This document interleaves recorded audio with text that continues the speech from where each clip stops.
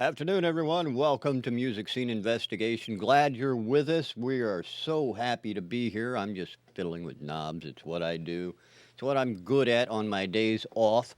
And want to welcome you to Let's the not get into show. your personal habits, though. That's true. That's true. We'll skip that part. We'll cut that out in post. How's that? Welcome you to today's show. We're happy you're with us. We have a great show lined up for you today, and we're just excited about it. And want to invite you to be a part of the show. If you're an indie artist out there, doesn't matter where you're at, as long as you got internet access, you can become a part of Music Scene Investigation. Head on over to musicsceneinvestigation.com and click on the Submit a Song link at the top of the page. It's very easy to do. You can sign up there, submit your music to us, and we select 3 tracks randomly out of all of those that have been submitted. And each week we play those back for our panelists. Our panelists are all music industry experts, and they know what they're talking about. They're going to offer reviews on those tracks that are not your typical reviews, not something you would see in say Rolling Stone or Catch on American Idol or something like that. These are technical reviews and sometimes very in depth aesthetic reviews as well. So, you can use this information as an indie artist to take and make your tracks better in the future, and that's what we aim to do on Music Scene Investigation. Now, I want to take some time and introduce our panelist, our in house panelist, to you today. In New York City, Tom Chianti joins us. Tom is a 25-year veteran, 25 plus years veteran of the music industry as a recording engineer and other things. Tom, welcome.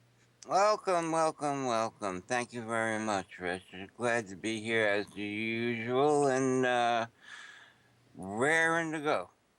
Well, we're glad to have you here too. So I know you've been hard at work in the studio here lately, working on some new tracks for Alana Burner.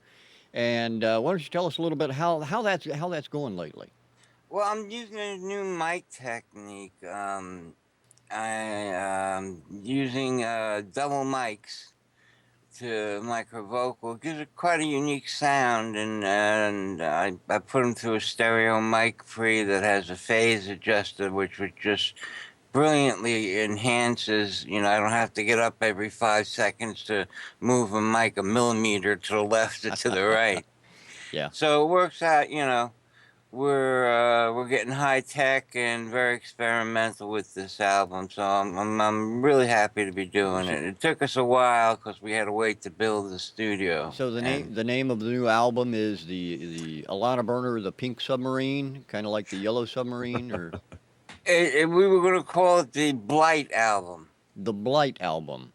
Yes. Okay, not the White album, but the Blight album. Yes, we're a plague upon the music business. I got you. All right. You could go all Spinal Tap and call it the Pink Torpedo album. There you go. There you are. There now we have it. We have a title for the album. Thank you, Tom. We appreciate your being here. Let's meet our guest panelist all the way from London, England. A musician, a producer, God, this guy's done more than I can shake a stick at, and I shake a pretty mean stick. Ian Husbands, thank you, Ian, for being here. How are you? Guest? Oh, you're going to introduce our guest. No, you said I was the guest. Have I been demoted? What's the deal? I'm sorry. I'm not back next week. I'm still trying to get over his pretty big stick. I have no idea how that got into this. Pink Torpedoes, pretty big sticks. Rob being Rich being good with knobs. It's all been a bit of an innuendo, the intro so far. It's been a day, I can tell you that. So, Ian, we appreciate you being here. You are always working on stuff as far as I know. I mean, you've been doing ukulele stuff lately. You do more gigs every week. You got something going on. So what's happening?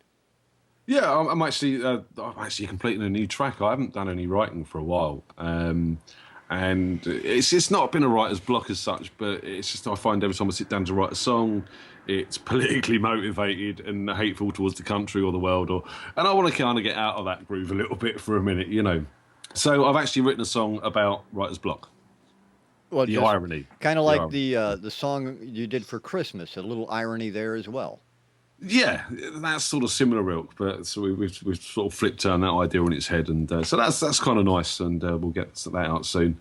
But otherwise, gigs and the usual. And today, the biggest event was I've been having a dinner guest who stuck around for the show. Excellent. Mr. John Schroeder, ladies and gentlemen. Yeah. Well, nice to have John with us. John, good to have you Hello, here. John. I'm well pleased to be here. I have done this before, but not like this. I've never had the privilege of being actually next to Aeon in his company in his own house. So this is a real pleasure. He's been played by my little boy and my little girl screaming. It's been Yes. great for him. Yeah. John, just wait until he sends you the bill. Oh, yeah, tell me about that. He did So- forewarn me that he was going to do that. So, I'm signing his contract. He's signing my invoice. It's quite simple. yes. Oh, I see. These studios don't come cheap, you know, boys. There you are. That's true. So I know that you and John have had a lot of opportunity to sit and talk today. So what were some of the things you talked about, Ian? What happened? And maybe you and John could bring us up to speed. Well, let's for those that don't know, John is Ivor Novello Award-winning songwriter for Walking Back to Happiness with Helen Shapiro, has produced for Status Quo. Cliff Richard is an artist in his own right with Sounds Orchestral. Had #1 with Cast Your Fate to the Wind, was it? Not number one, number three. Number 3. But has been worked on #1 songs and is generally an all-round decent geezer. Yeah, thank you very much. So that's all right. You can pay me for that one later as well. Yeah. So we've been talking about Samandi earlier, haven't we? Which is your current project. Do you yeah. want to fill everyone a little on that? Well, Samandi were a 9-piece black band, soul band.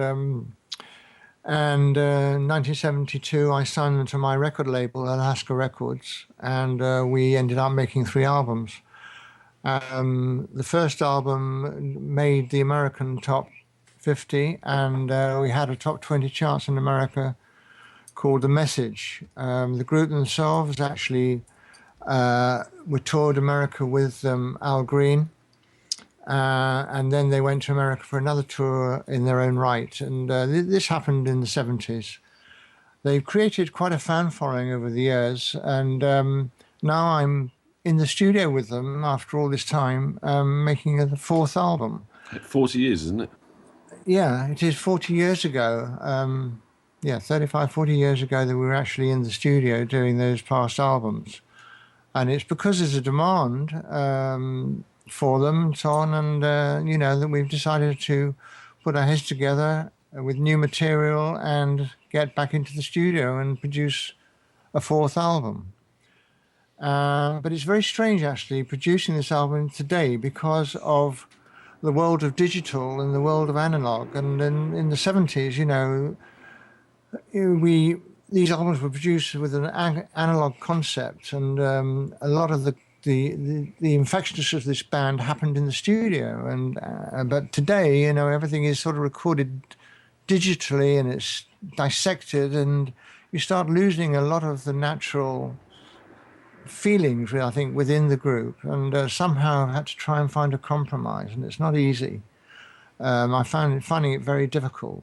I'm working with 2 engineers, the one that produced the 3 albums, so he's very conversant with the analog aspect of it, and the other engineer who is working with Pro Tools, which is the digital aspect of it. But the idea is to produce a new piece of product that doesn't forsake the old image, but is enhanced by the new. Yeah. That is the ultimate hope that we want to achieve. And we've actually produced 5 tracks, and I'm very excited about them. We've got another 5 or 6 to do. It's taking a long time, but that's how it is. The band are not together either, which is very difficult working with a band who don't play together. But they've all come together in the studio to do this project.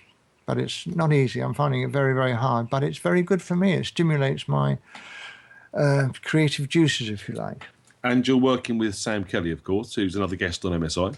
Yeah, Sam Kelly is a drummer, and also he's done a lot of session work since Samandi. He started with Samandi in the early days, and that's all he knew what to do, playing drums. But now he's sort of progressed dynamically, And I'm asking him to play drums like he did 40 years ago. And he said, what? He said, I don't know how to do that. You know, he's just too conversant with, you know, professional drumming today. And it was difficult for him.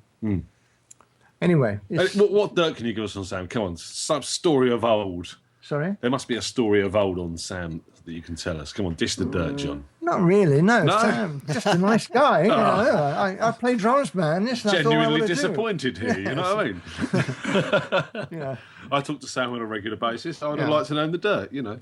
Well, ask him. He'll tell you. Or read your book, eh? I'll read my book, yes. Let's talk about the books as well. You've got a couple of books out at the moment. You've got Sex and Violins, which we talked about before. Sex and Violins has been out about 2 years now. It's available on Amazon. I've done lots and lots of radio interviews on it and book signings and so on. And obviously, it's an autobiography, but it's written by myself. A lot of autobiographies are not. And it was really written under persuasion, really, by friends of mine who said, John, you've got to write your story, what you've done as a part of the history of British pop music. And sadly, my wife at the time was very, very ill, and I'd been 24-hour caring for 7 years, and she died of cancer last year. And writing that book kept me sane, actually, and I relived everything I'd done in the music industry, how I got into the music industry, what I'd done in the industry, and the artists I produced. I have, in fact, produced 170 artists in the 40 years that I've been in the music industry. And I have a very, very good memory of practically every single session I've done. I think I wouldn't have been able to write the book without a memory.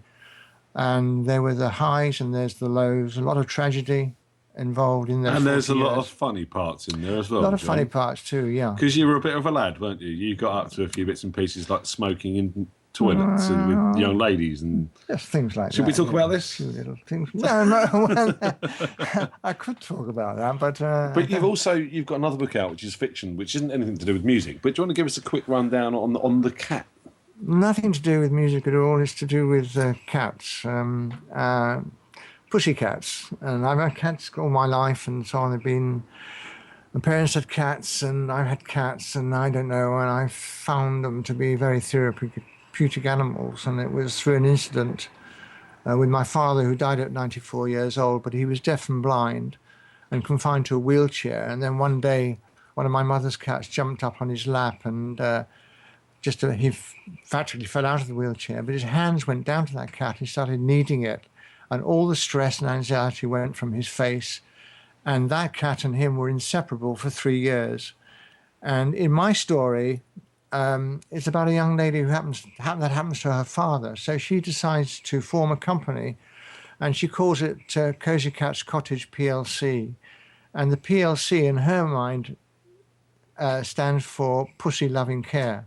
And what she does, she employs 6 cats, and she sends them out on missions of mercy. They go to terminally ill people, they go to children, and the cats all talk in the book. They talk between each other as what it's like being employed and how they, and all the stories and little situations they get up to during the course of the book.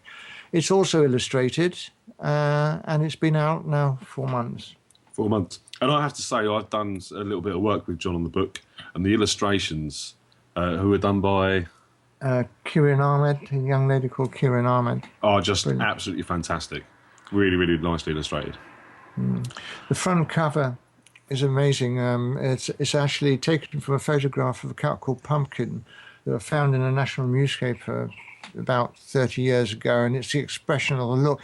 He's got his paw on his chin and he's sort of thinking, and it's an amazing picture, and I decided to use that picture for the front cover of the book, and Kieran managed to illustrate it absolutely amazingly, and it really is good. I'm really proud of the book, actually. And it's available on Amazon. It's available through Amazon. As a Kindle. Yes, Kindle. Yeah. And and it's just, I'm involved with the promotion of it at the moment, of doing book signings and radio things on it and so on. But it's extraordinary. The world of cats is incredible. There are 9 million cat lovers. And I remember, just diversing for a minute, I did a book signing and spent 10 or 12 minutes talking to a couple of guys who came in about the book and so on, and they listened to me while I spieled on about how this book was written, all this, and at the end of it, they both looked at me and said, "We hate cats, we love dogs." And I was totally speechless. I'd said 12 minutes talking about cats. We hate cats, we love dogs. Thank you. Oh. You know what they say, You know, what can you dogs say? have masters, but cats have staff. There you go. Yep. I mean, I must admit, I'm a dog man personally. Are you? I could have. No, I'm not even Well, going I'm to not go there. talking Actually, to you I'm going to leave anymore that one well alone. I'm a Rich pussy knows where I lover could go. myself. That's the one. Yeah, there we go. There we go. I wasn't going to go there, John. You just took it down the Right. gutter, man. I Well, just didn't expect whatever. that from you. Talked about knobs and things before. What are you talking about? Knobs and pussy. We've covered Yeah, it all. that's We're right. doing Yep, well tonight, yep, ladies and yep. gentlemen. Send your cards and letters too. Yeah, complaints to Rich Wildman. No. We're gonna use the International Post, folks. Let's. It's anniversary year for you this year. 50 years of Helen Shapiro's "Walking Back to Happiness," which you co-wrote with Mike Hawker. Hawker. Number one, Ivor Novello Award winning for you. Yeah. But it's a big year, 50 years. But there's also a bit of a flip side to this, isn't there, John? Well, there is, yes. I mean, Helen Shapiro, I discovered her 40 years ago, 50 years ago. And she was 13 and a half years old. In fact, actually, was at the time, Brenda Lee was very big, and we hadn't got an answer to Brenda Lee. So I suppose you could say in a way that Helen Shapiro was Britain's answer to Brenda Lee, if you like.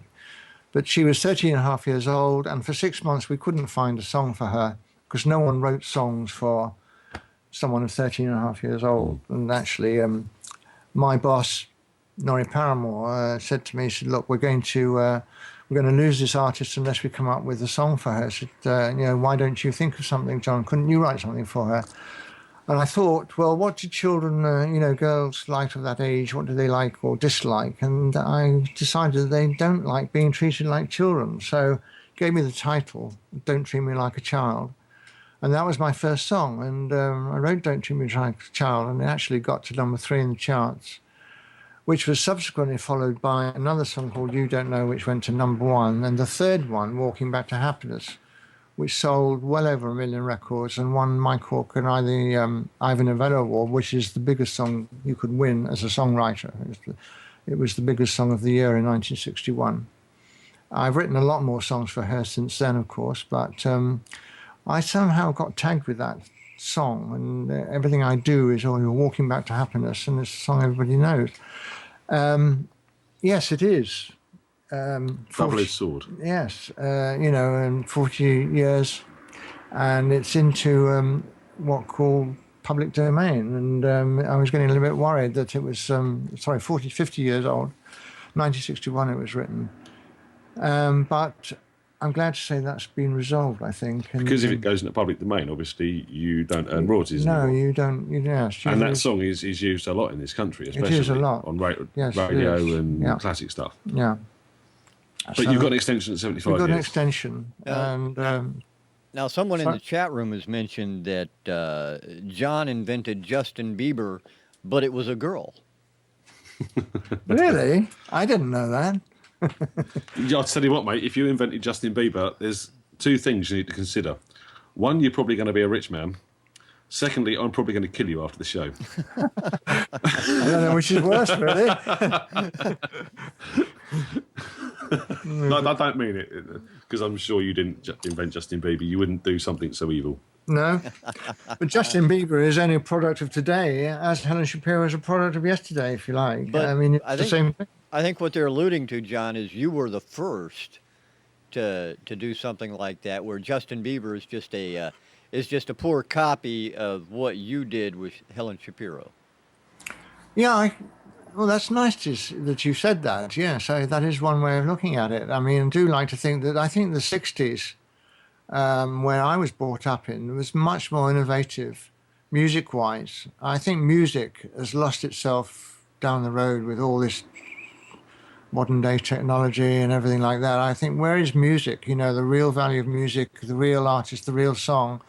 And I think that you can't replace the 60s. The 60s will live forever where will today's, dare I ask, where will today's music, will that be around in 20, 30, 40 years' time? Will we talking about songs that are written today in that time? I Whereas mean, the the music will be definitely different and probably more electronic, but you can't replace a good song. No, exactly right. Absolutely right. You can't. And the music of the '60s is the most exciting period. I'm very lucky to have been brought up in the music industry of the '60s and through to the '70s. And of course, I formed my own record label in the '70s. And I don't know. I've been 40 years in the music industry now, and still in it, just and experiencing what it's like to record an album. Today, and it's very different to what I was doing 40 years ago. Absolutely, it really is. And speaking of recording new albums, we've got some artists here who've submitted their music just for you guys to listen to. So, what say we get to that and actually bring in some of these guys so we can take a listen to some of the music that have been submitted for this week's show. Let's do it. Well, isn't that what we're here for? That's absolutely what we're here for, Tom. Well, I'm glad I showed up then. I am too. I am very glad you showed up. I'm glad as well. There you are. Thank you. To me, I couldn't care less. Oh, well, of course not. All right. Well, let's go ahead and take a listen to the first track on today's MSI, everyone, and we'll be back with our panelists right after that. So here it is, track number 1 on today's MSI.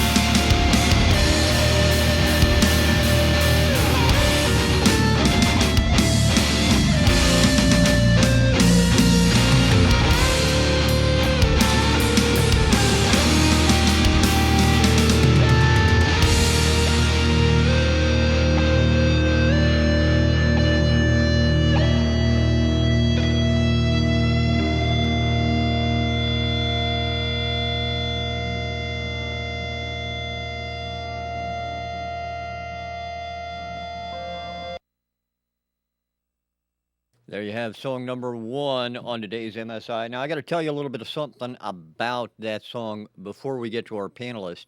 That song was actually 7 minutes long. We had to cut it at 5. Just fair warning to any musician out there who submits music, please read the guidelines. I'm just saying.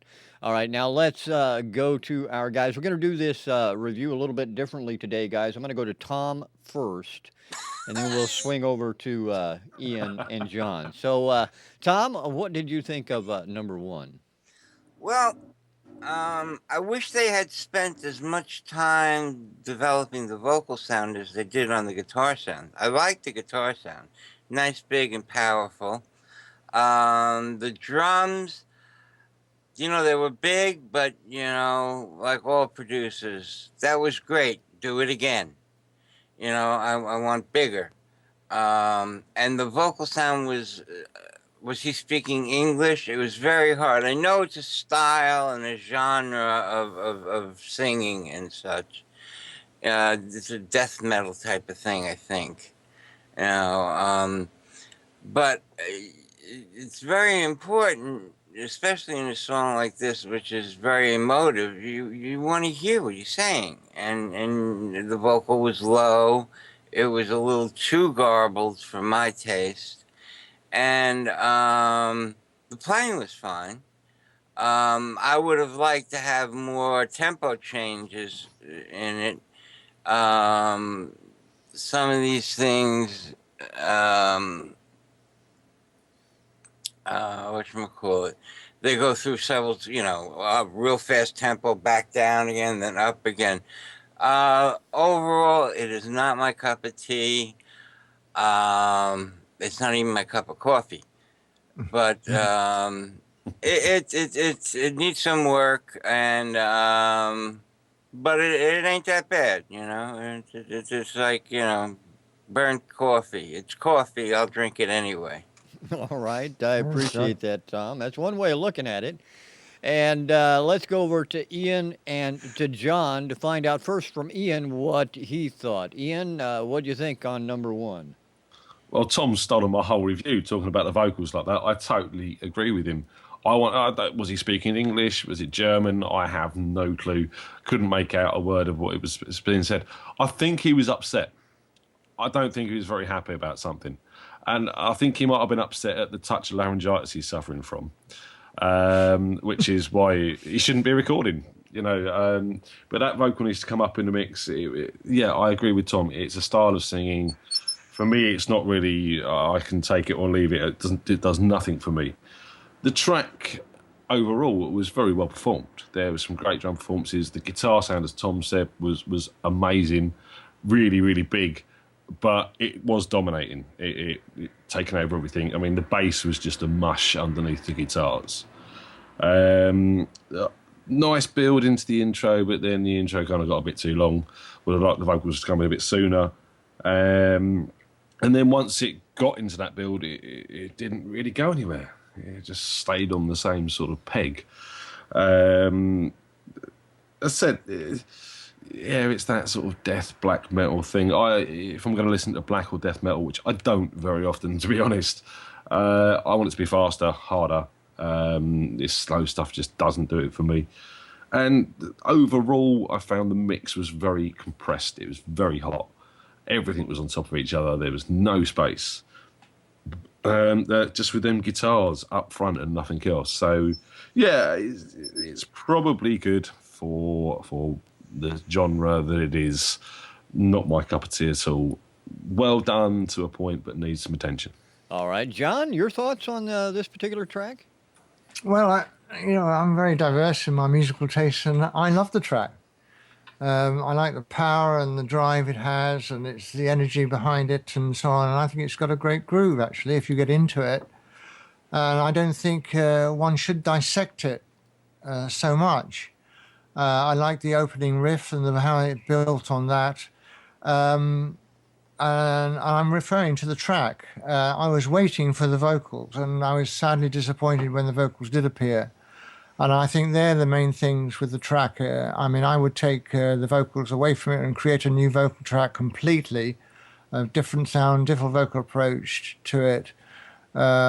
and ultimately end up with a piece of material that had a bit more meaning. I don't know what the song, we call it a song, is about. I mean, what is the message of it? I love the energy, the feel, the musical feel, the musical content, and I wouldn't, that I do. But the voice, no, it is the wrong voice to me. I don't understand what it's saying. I don't know what the message is. I don't really know what the idea of it is, and there it failed for me. But otherwise, I do like the groove. All right, I appreciate that, gentlemen. And as I said, that track, you guys didn't get to hear all of it. It was 7 minutes long. And the last part, just to let everybody know, the last part of that track was an extended fade. So, yeah, just got to let you know about that. Now, that track... Oh, Ian's favorite thing, a 2-minute fade. Exactly, a 2-minute fade. That track was called Dysphoria by Aeon Arcanum. Aeon Arcanum with Dysphoria, and we appreciate the fact that they submitted that song to MSI. Just knowing it had a 2-minute fade has made it fall out of appeal even more with me now. I didn't even hear it. Just knowing it had one. Yeah, it was a long fade. There's no doubt about that. It was an extremely long one. I particularly like that genre of music. Not a lot of people know that, but I do. I really enjoyed that track myself. Now, we do have 2 more tracks on today's MSI, so let's get to the second one straight away. Here is song number 2 on today's MSI.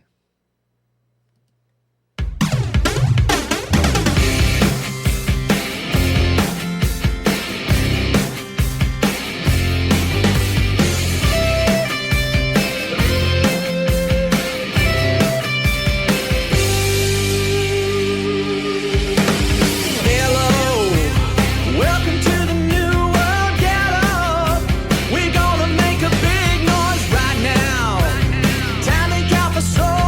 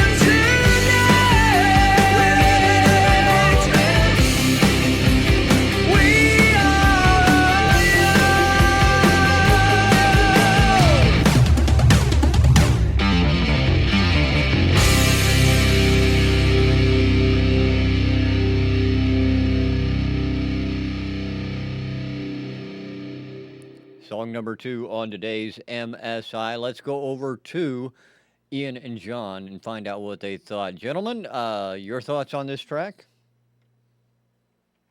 Yeah, I think it's a well put together track. Actually, it's got a lot of imaginative little bits in it. The vocals are pretty good. I can't, find anything deliberately I find fault with. Maybe just generally, I think it's got a lot of energy.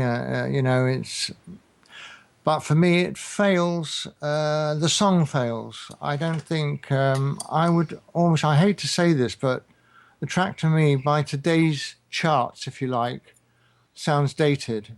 It sounds to me it's yesterday. It's got energy. It's got a lot of necessary pop things for a good pop record, but I don't think it's today's music. That's my gut feeling, but I do like the track. I can't really fault it in too many other ways. I think the production is good. As I say, I think it falls down in the strength of the song. It doesn't quite fit in today's scene. All right, Ian? Well, I was listening to this and I thought, it's bordering on my edges of, is this rock, is this pop? Because if it's going to go over to pop, I'm not going to like it, sort of type thing. And I was kind of enjoying it, kind of with a guilty sense of enjoyment. Because it's an 80s pop track, straight out of a Disney film. It's quite cheesy, lyrically, vocally, everything. It's a big slice of cheese, but it's kind of an enjoyable slice of cheese until the dodgy key change, which kind of tripped over itself and went into the new key, and then the ultimate sin, from my point of view, the breakdown with the crowd cheering in the background. I mean, we know you didn't do this live. You're not going to kid me anymore. I'm not believing this. So at that point in time, it took that step over the line into far too poppy for my liking. It's been done. It's not its time, as John said. The mix, again, overcompressed, no space, everything up front, slight distortion on the vocals and clipping and bits and pieces like that going on. The production was strong. The performances were strong. The song as a whole in its genre is strong, but it just went a little bit too far for my liking, and that mix does need some work. It has no space. It needs remixing or remastering, one of the two. All right, appreciate that, Ian. Tom, all the way over to you in New York. What do you think? I think they used every production trick they could find.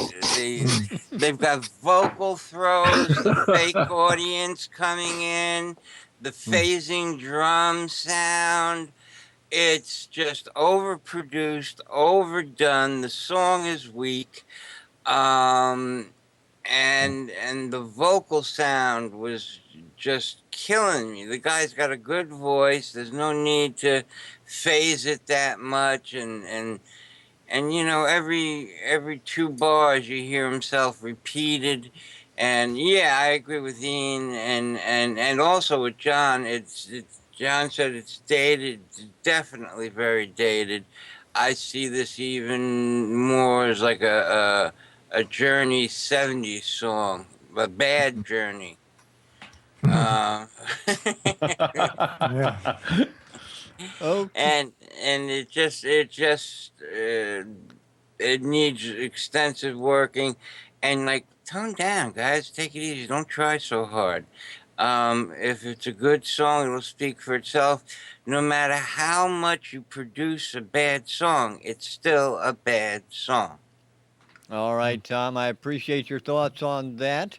And to let everybody know who submitted that and the name of the song, let's take a look here.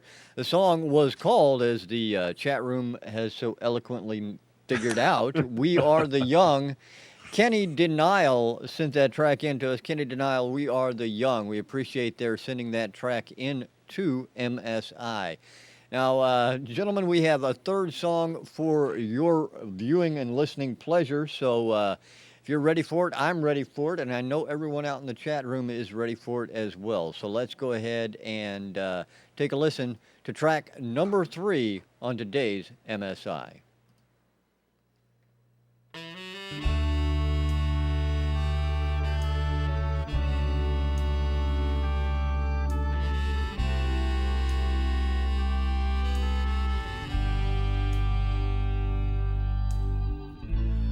nights are longer since you went away.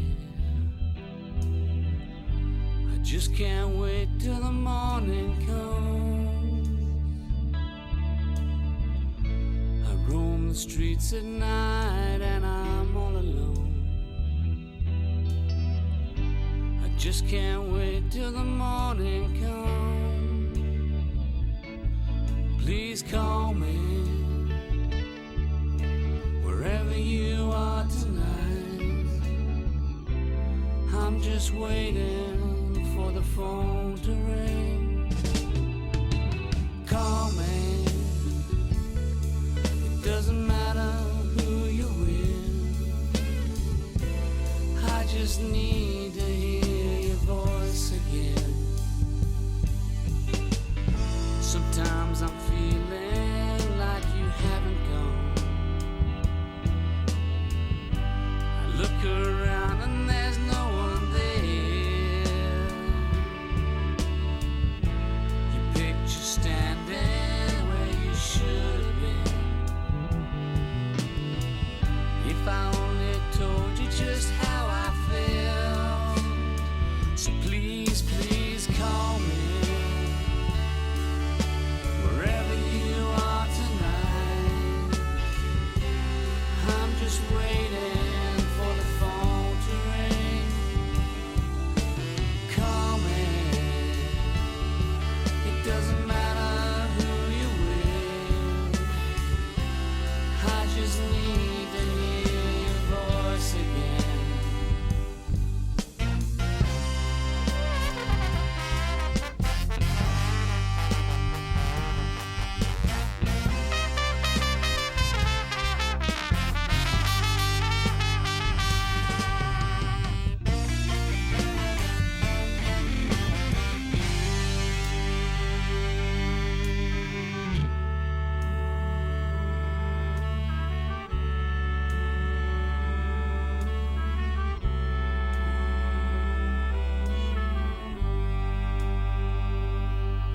Please call me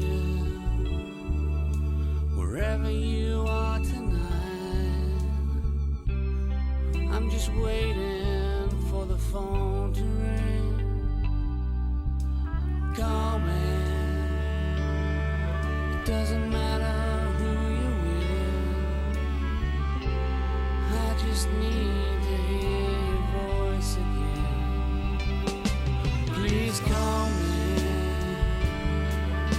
Wherever you are tonight, I just need to hear your voice again. Call me. It doesn't matter who you're with. I just need to hear your voice again. I just need to hear your voice again. It's been so long.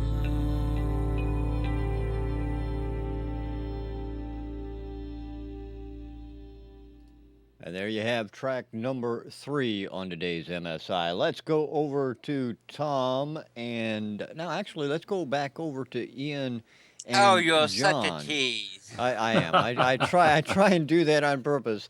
John, Ian, what do you guys think of track number 3? Shall I take this one with you, Annie? No, you go ahead first. Rightio. Okay. Well, to start with, the mix sounded really, really nice.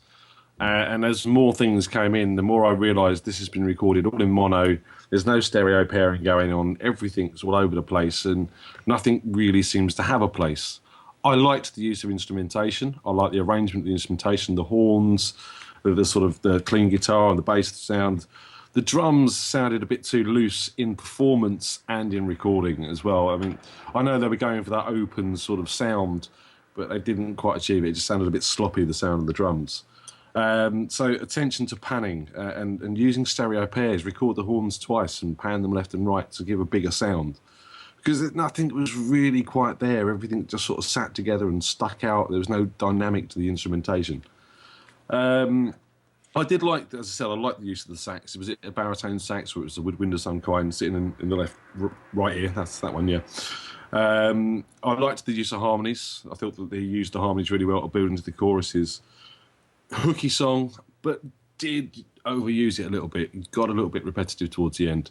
I liked his voice. He's got that Bernard Butler feel. He was the guy that was in Suede, who had a couple of solo albums out after Suede. And his music was very much like this, except this has probably been done on 24, 30 tracks. Bernard Butler used to use 80 tracks and just layer up those vocals and the horns and make it really big, but still as mellow and as nice. So, yeah, I mean, I really like the song. I really like the singer. Probably this is the sort of mixing I'd be looking for, except it needs some work on the pans and the stereo pairing. All right. John, what do you think? No, I can't altogether agree with Ian on this one. Basically, it sounds like a sort of almost, like a demo, but a little bit better than the average demo. But it's sort of, the arrangement kills the song for me. It was too much going on, and in the background, and trying to get the message of the song. I'm not sure either too that the lead vocal really, didn't really believe what he was singing about. The words that he's saying are very personal, one-to-one type message in those lyrics, and to me that wasn't coming across like that. And that awful break of brass break towards the end, I think that was awful. I don't know, it's sort of messy. It doesn't sit happily. I think you'd have to take the song, re-look at the song again and put more of a conducive background to it, and allow the song to breathe a bit more, and allow the voice to breathe a bit more. That's how I see it. Didn't do too much for me, I'm afraid. All right. Appreciate that, John. Tom, I know you've got some thoughts on this. What do you think? I'm not going to tell you. I agree a lot with what John said. It does sound like a demo. It's weak. I hear this and I think of Three Dog Night and I go, There were so many opportunities. They don't have to double track the horns, just record them right, EQ them right. Get the mix more cohesive, like John said. It just seemed like they were trying to imitate a loose start, and where people just meander in and then it builds. But there was more meandering than building, and the guitarist was the rhythm guitarist was very much out of time with the rest of the guitars. The bass, I don't even remember the bass. Whatever it played was very unmemorable. In a song like this, you need every part's got to be strong. It's bare bones production, but bad production. They have all the right elements there. They just need to come up with better parts, raise the vocals up more, work on all the sounds. It basically needs to be re-recorded and remixed. The song itself, you couldn't really get a feel of the song because there was just too much distraction of what was going on. All right. I appreciate that, Tom. Now, gentlemen, every week after we listen to 3 tracks, you guys got to pick out a song of the week. This week is no different. I'm going to leave it up to you, let you fight it out, and pick a song of the week, gentlemen. Can't we just go over to Ian's house and have a drink? Yeah, you can do that after you pick a song of the week. Do I have to, Dad? Go on, Tom. I don't know. I'm in the same place. I don't know. How about you, John? No, I go for one. Song number 1, excluding the vocals. I think that was the most together track for me. Great drive and great thing, and I couldn't stand the voice. But out of the 3, although I don't be honest with you, I don't feel 100% happy about any of them. But I think the first one for me did the most for me as far as feel is concerned. Yeah. And I mean this in the most strictest of sense. I'm afraid John is correct. I'm very afraid.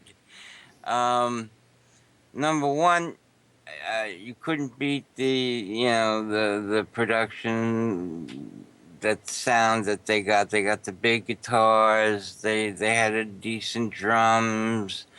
But the only drawback on that was